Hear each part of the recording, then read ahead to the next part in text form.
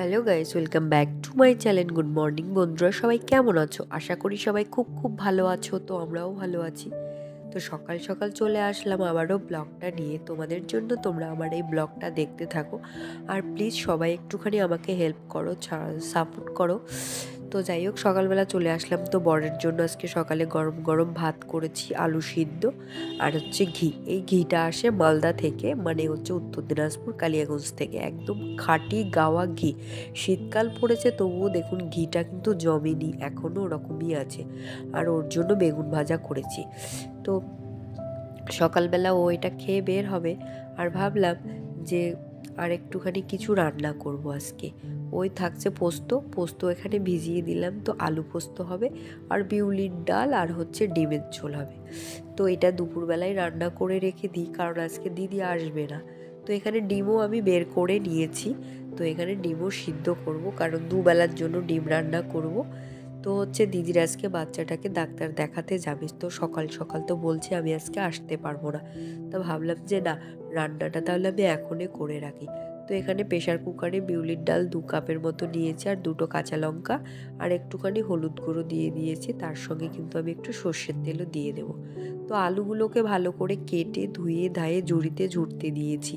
তো এবার আমি আলুগুলো ভেজে নেব, দুবার করে ভেজে নেব, কারণ একবারে অতগুলো তো আলু ভাজা যাবে না। তো সেই জন্য আলুগুলোকে একদম লাল লাল করে আমাকে ভেজে নিতে হবে।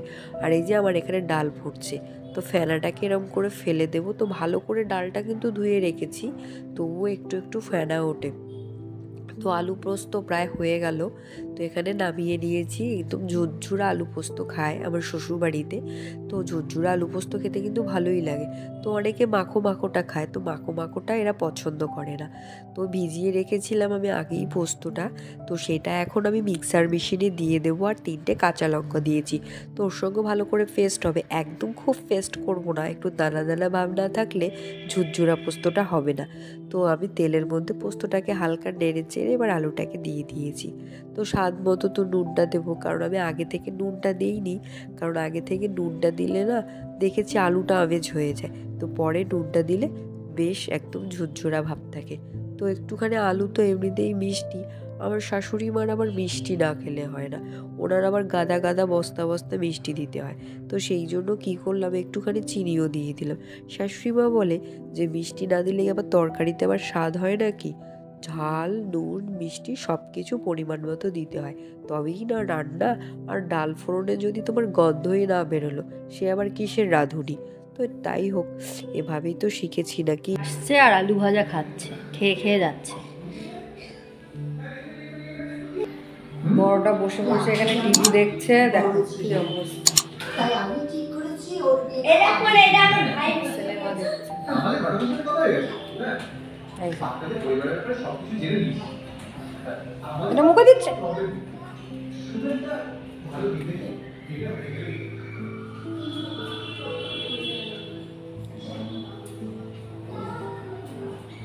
এটা নিয়ে রান্নাবাড়ি হচ্ছে, ডাল। তারপরে এখানে ডিমগুলোকে ভালো করে সিদ্ধ করে একদম খুলে নিয়েছি। এগুলো কিন্তু পোলট্রি মুরগির ডিম।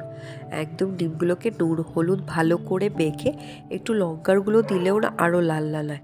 তো যেটা হচ্ছে, অনেকে আবার দেখি তেলের মধ্যে হলুদ দিলে কালারটা আরও ভালো আসে। তো যাই হোক, আমি আগেই হলুদটা দিলাম না। তো এখানে ওই আর কি নুন হলুদ ভালো করে ডিমগুলোতে মেখে নিয়ে এবার আমি কড়াইয়ের মধ্যে তেল দিয়ে ডিমগুলোকে ভেজে নেব। তো ওই ডিমগুলো একটু একটা দুটো তিনটে করে দিয়ে দিলাম। তো বেশি ভাজবো না, হালকা করেই ভাজবো। আমার বর আবার কড়া কড়া ভাজা খেতে চায়। এক একজনের এক এক মুখের স্বাদ বাবা। আমরা হচ্ছি 8জন মানুষ বাড়িতে, মানে 8টা মুখের স্বাদ।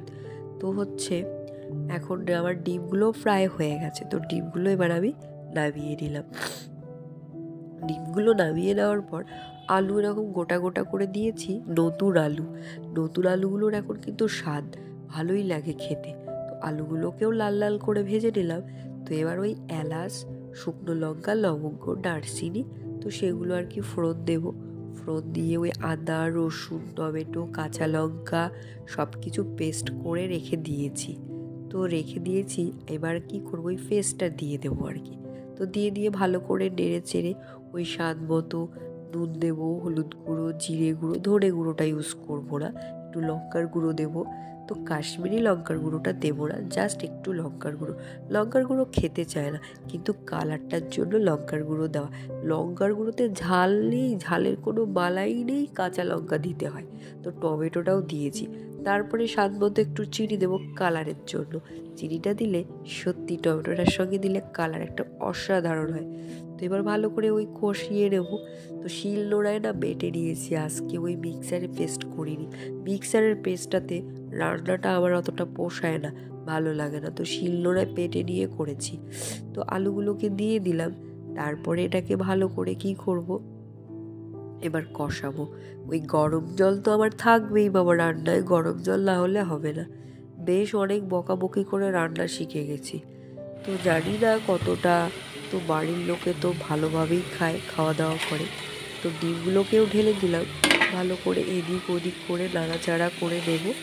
তারপর এই দুটো বাচ্চা আবার প্যান প্যান করছে এখানে। দুপুরেই রান্নাটা সেরে দিলাম।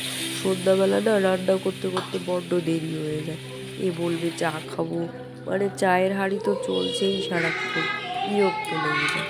তাই ভাবলাম যে দুপুরেই রান্নাটা সেরে নিই, করে রান্না ঘর দুয়ার পরিষ্কার টরিষ্কার করে স্নান করে একটু শান্তি মতো বসতে পারবো। ওই রান্নাঘরে আবার আসলে কি হবে, ওই নুন জামার মধ্যে ভরবে, ওই হলুদ জামার মধ্যে ভরবে, কারো না ভরুক কিন্তু আমার ভরবেই। তো প্রায় কিন্তু আমার ডিমের ঝোলটা হয়েছে। একটুখানি গরম মশলার গুঁড়ো দিয়ে দিয়েছি। তো বন্ধুরা, আমার ডিমের ঝোলটা কেমন হয়েছে কমেন্ট করে অবশ্যই কিন্তু জানাবে। রান্নাটা তো কি ঠিক আছে? আর এখানে বিউলির ডাল, আলু পোস্ত, অসাধারণ খাবার একদম কিন্তু রেডি। এবার কি করব, আর পুস্কুটার জন্য ভাবছি আজকে ওকে আমি দুপুরবেলা ওটস করে দেব। ওই ওটস নিয়েছি এখানে, আর একটুখানি ওই জিরে, একটু সাদা তেল দিয়ে সবজিগুলো ঢেলে দেব। একটু আদা, একটু পেঁয়াজ কুচি দিয়েছি, আর কিছু দেবো না, ডাল দেবো না। এই কুমড়ো, টমেটো, বিনস, গাজর, ক্যাপসিকাম সব কিছু দিয়ে মটরশুঁটি ওটসটা ঢেলে দিয়েছি। স্বাদ মতো একটু নুন দেবো, হলুদও দেবো না, আর একটুখানি সামান্য জিরে গুঁড়ো দিয়ে এবার জল ঢেলে দেবো। জল দিয়ে নেড়ে চেড়ে প্রেশার কুকারে 2টা স্টিম দিলেই একদম রেডি খাবার। ওই এতটুকুনি খাবার, কতটুকুনি বা। ঘড়িতে পুরো 1টা বাজে, কখন স্নান কর। রান্নাঘরের কি অবস্থা, এগুলো সব আমাকে পরিষ্কার করতে হবে এখন। এই যে কি অবস্থা হয়ে আছে, সব এগুলো পরিষ্কার করব। তো চলো। তো রান্নাঘরের অবস্থা দেখতে পেয়েছো তো সবাই, কি রকম করে রেখে দিয়েছি, এগুলো পরিষ্কার করব। তো যাই হোক, বাবুরও ওটসটা হয়ে গেল, পুস্কুটার আর কি। বাবু বলে বলে অভ্যাস, তো কাকে খোটা ডাকি মানে হুঁশ নেই। আর এই যে ঘিটা, এত সুন্দর ঘি, মানে কি বলবো, ঘিটা এত অসাধারণ। শীত পড়েছে তবু ঘিটা কিন্তু জমেনি। আর কালারটা দেখেছো তো, একদম পুরো গাওয়া ঘি, পাকা। ওই ঘিটাকে জাল দিতে দিতে এতটাই লাল করেছে। আয়াংশ বুড়ো, হিমাদ্রি বুড়ো, আয়াংশ বুড়ো, হিমাদ্রি বুড়ো। যাই হোক, সন্ধ্যাবেলা চলে আসলাম, একটুখানি গ্রিন টি নিয়ে বসেছি, এবার খাবো। আর পুস্কু দুটো এখানে খাচ্ছে। তো টাটা, আজকে ব্লগটা এখানে শেষ করছি। সবাই খুব ভালো